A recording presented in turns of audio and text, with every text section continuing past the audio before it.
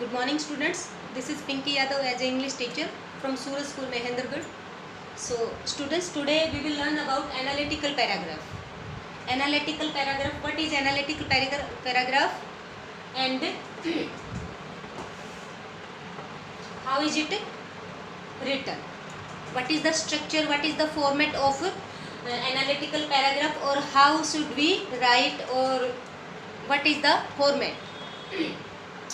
So first of all, I would like to tell you that it is the new topic which is recently added by CBSE in 10th standard, 10th syllabus.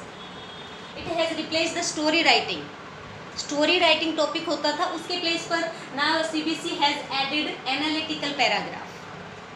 So now let's start the topic, analytical paragraph. Analytical paragraph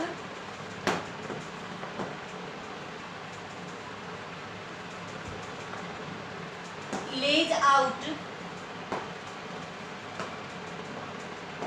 and explains the evidence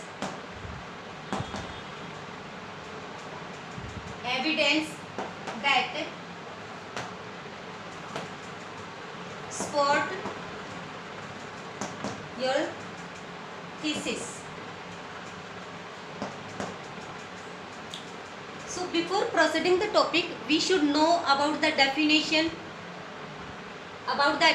of the topic.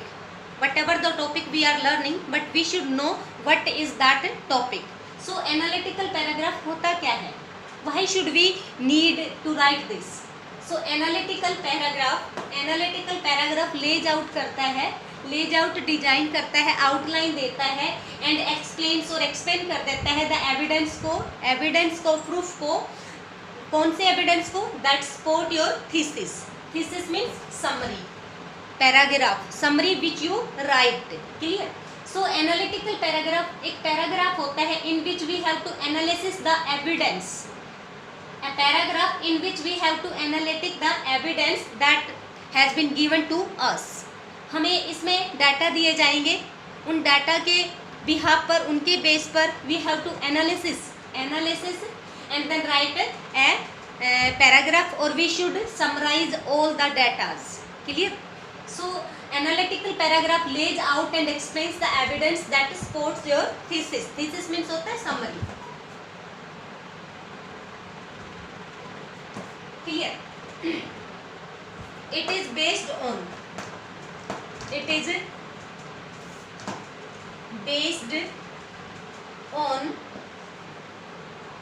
chart, map, report, bar graph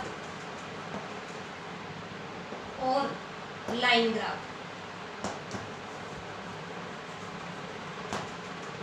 It is based on chart, map, report, bar graph or line graph, in which already examiner will give you data, will give you evidence. It may be chart हो सकता है, may be map, report, bar graph or line graph. One of these. It may be there. One of these. आपको वहाँ पर chart मिल सकता है, map मिल सकता है, रिपोर्ट मिल सकता है, कोई बार ग्राफ मिल सकता है, या फिर कोई लाइन ग्राफ मिल सकता है. First of all, we should read. We should read that chart, map or report, whatever line graph or bar graph. We should read that carefully. After that, we should understand what that graph or report want to say. After that, we should summarize all the evidence. We should summarize. Clear? So next.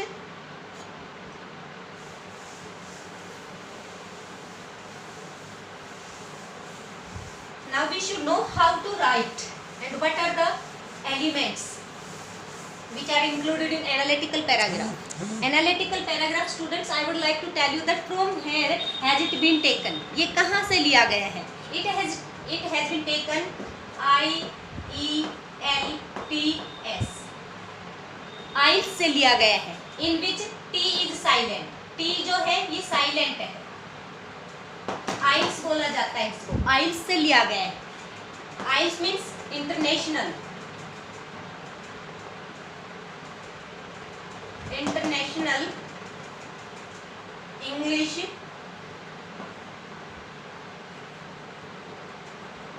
Language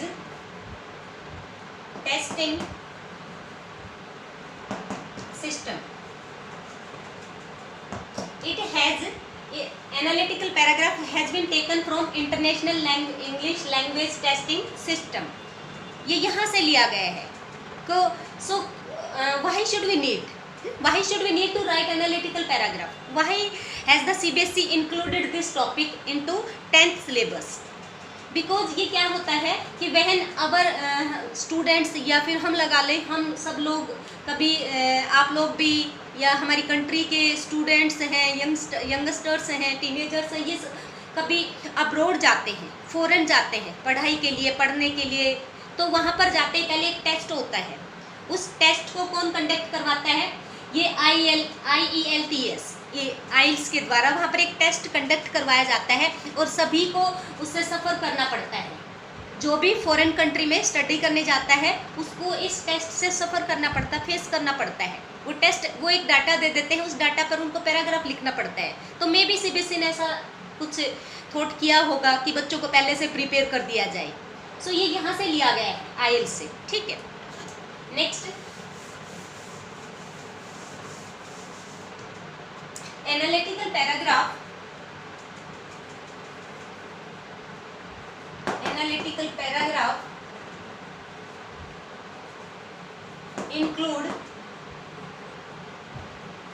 includes these 3 elements.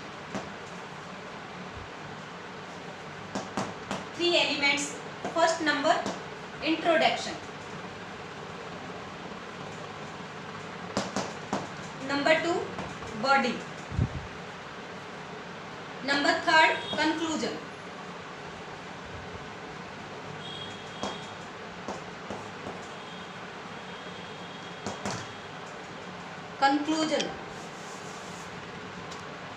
So all analytical paragraph, or you can say every analytical paragraph must include these 3 elements. These 3 elements will be found in analytical paragraph. First, introduction. Second, body. And third, conclusion. So like all writing skills, like whether it is letter, story, article, debate, speech, whatever, all writing skills में already मैं आप सबको generally बच्चों को बताती हूँ कि सबसे पहले first of all we have to introduction of that topic in which about which we are going to write, so that readers can know that what the writers want to say. Clear. So introduction में first of all हमें introduce करना होता है topic को, introduction देना होता है. And then body में उसको एनालिसिस करना पड़ता है. अदर राइटिंग स्किल्स में उसके काज, इफेक्ट, रिलेशनशिप, एडवांटेज और डिसएडवांटेज वो शो करना होता है. But here we are talking about analytical paragraph. In analytical paragraph second part is, first part is introduction, in which we have to show what the report, map, bar graph और line graph says और show. जो हमें bar graph में दिखाया जाता है, what bar graph or line graph want to say or shows to us, then we have to display the things in which we have read in bar graph. वो हमें introduction में show करनी होती है. इंट्रोडक्शन में जो भी हमने बार ग्राफ में या लाइन ग्राफ जो भी हमें मिला है, उसमें जो डाटा मिला है उस डाटा को हमें रीड करना है. After that we have to display all the things about which the bar graph is, we have to show in the introduction. Introduction हमें देना होता है. Other thing is introduction must be, it must be in one line statement. One line statement, introduction one line statement होनी चाहिए. I mean to से कि line आपकी यहाँ पर वन स्टेटमेंट कह सकते हो, वन लाइन स्टेटमेंट नहीं, वन स्टेटमेंट कहो. One statement, one statement, it means I am not talking about that आपको एक ही लाइन लिखनी है, नहीं, लाइन में भी 2 और 3 हो सकती हैं, बट स्टेटमेंट एक ही रहेगी, इन विच आप कोमाज यूज कर सकते हो, सेमीकोलन यूज कर सकते हो, बट फुल स्टॉप यहाँ पर एक ही मिलेगा। मीन्स सेंटेंस स्टार्ट होकर फिनिश वन टाइम होगा, एक बार ही होगा। सो वन स्टेटमेंट में आपको इंट्रोडक्शन देना है, मे बी 2 और 3 line, clear, not more than 2 और 3 लाइन्स, इनसे ज़्यादा नहीं होना चाहिए। सो इंट्रोडक्शन में आपको यही ध्यान रखना है कि what the bar graph, line graph और रिपोर्ट या फिर मैप मिला है तो व्हाट दैट मैप शोज, आपको क्या दिखाता है। So all these things we have to display in the introduction, clear. After that we come to body part.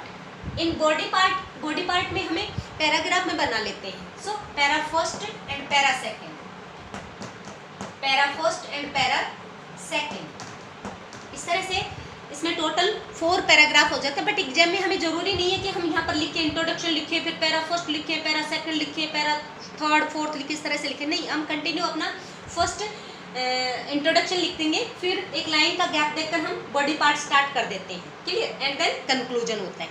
Body part में वी हैव टू एनालिसिस और we have to summarise all the data जो हमें bar graph में, line graph में जो भी हमें data मिले हैं, वो डाटा हमें बॉडी पार्ट में एनालिसिस करने होते हैं। जो भी डाटा हमें मिलेगा, अभी डाटा क्या मिलेगा, कोई भी डाटा हो उसमें भी किस तरह से उनमें वो फ्लैक्चुएट हो रहे हैं, डिक्लाइन हो रहे हैं, इंक्रीज हो रहे हैं, किस तरह का वो डाटा है, वो डाटा हमें यहाँ शो करना होता है बॉडी पार्ट में, क्लियर।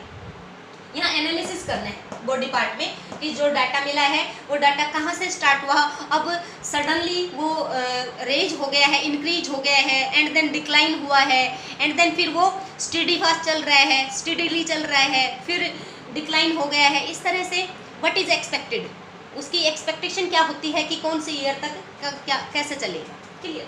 एंड देन कंक्लूजन में we have to conclude the topic, conclusion में we have to conclude the topic, like in conclusion as we have observed that कि जो भी डाटा है वो डाटा इतने से इतने तक ऐसे चला, उसके बाद डिक्लाइन हुआ, एंड देन फिर वो रेज्ड हुआ, और फाइनली ऐसा एक्सपेक्टेशन होती है कि ये at the end of that year, end of the year, end of the century, ये ऐसे ही रहेगा।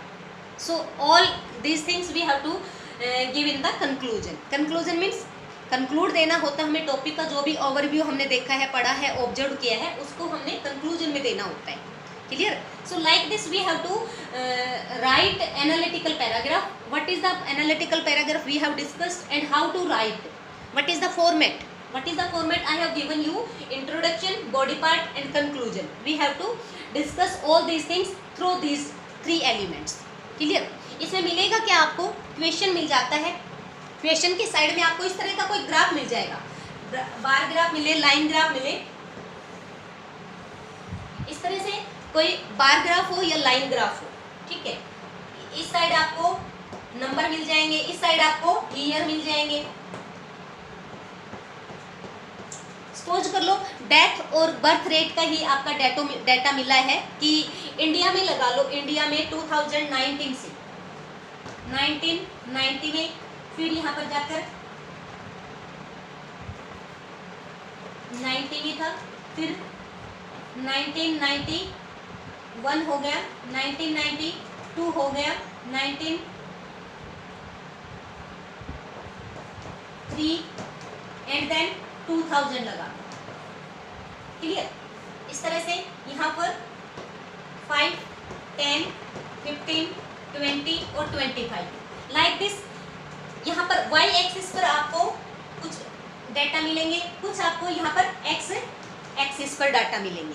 इस तरह से आपको कोई ग्राफ मिल जाएगा, उसमें इस तरह से लाइंस बनी हुई होंगी,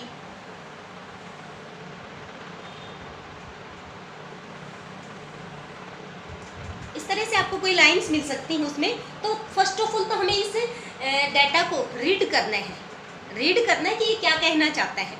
after that we should analysis the data. यहाँ पर देखो ना, ये इस तरह से सिंबल में मिलेगा, जो ये लाइंस है या तो डिफरेंट कलर में मिलेंगी या फिर किसी तरह से यहाँ पर पहचान दी जाएगी कि डेथ की यहाँ पर आपको रेड कलर मिल जाए, एंड बर्थ का आपको यहाँ पर ब्लैक कलर मिल जाए, ये दोनों लाइन मिलेंगी, एक रेड मिल गई एक ब्लैक मिल गई, सपोज करो ऐसे मिल जाएंगी। फिर आपको इसको रीड करना है कि 1990 में, ठीक है, ये यहाँ से स्टार्ट है 1990 में, ठीक है। ये हमारी बर्थ की है, ये हमारी डेथ की,